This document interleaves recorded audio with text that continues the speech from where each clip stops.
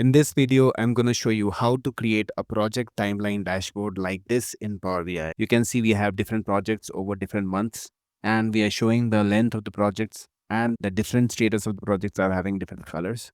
So let me show you how to build this quickly in Power BI. So here we are. Let's look at the data. So this is how our data looks. We have project names, the start date of the project and the end date of the project. Then we have status column, and then we have project manager and department. Now, in order to build the timeline project, the first thing we'll have to do is we'll have to generate a list of dates between start date and end date for each project.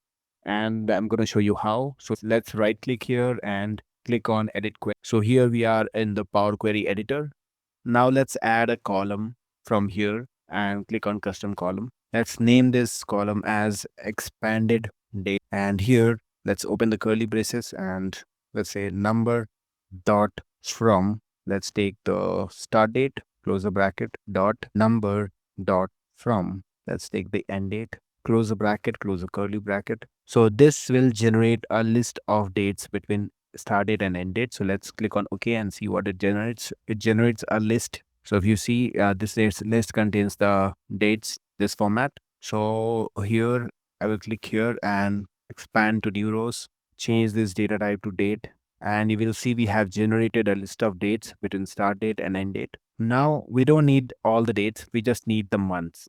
For that reason, what we can do is we can select this column expanded date and click on this date, and let's choose the start of month. So it will create another column, start of month, which will just have the start date of each month. Now we can create a condition column as we only want the start of month dates. So for that reason, let's click on custom column and let's say condition. And this condition will be if our expanded date equals to start of month, then 1, 0. Click on OK. And we'll filter the condition equal to 1 so that we just have the start date of each month. Now we can remove these two columns. So we can click on choose columns and let's remove the condition start of month and click on OK. So this is our expanded date column, which we wanted. Now let's close and apply. And a new date column is added, expanded date, which was needed. Now we already have a date table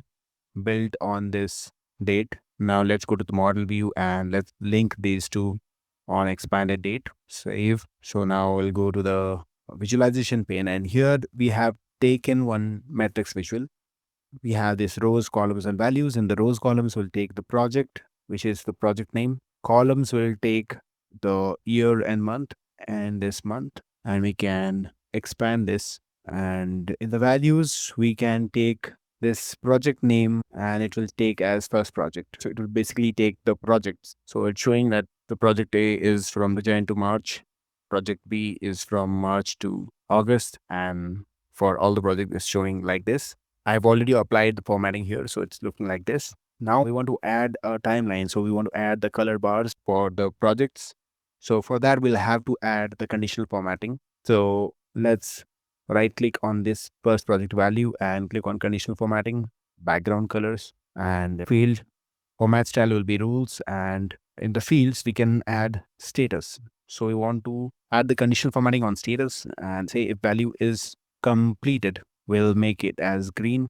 Add 3 new roles and say if it is planned, we'll make it as gray. If it is in progress, we will make this as blue. If this is on hold, we'll make it as orange. So we'll click on OK. You can see background color has been added. Now the same conditional formatting we'll have to add to the font colors as well. So we'll choose the same status. So we have applied the same conditional formatting as well. And now we'll click on OK. And you can see our project timeline matrices. For this, we'll also have to create this kind of legend.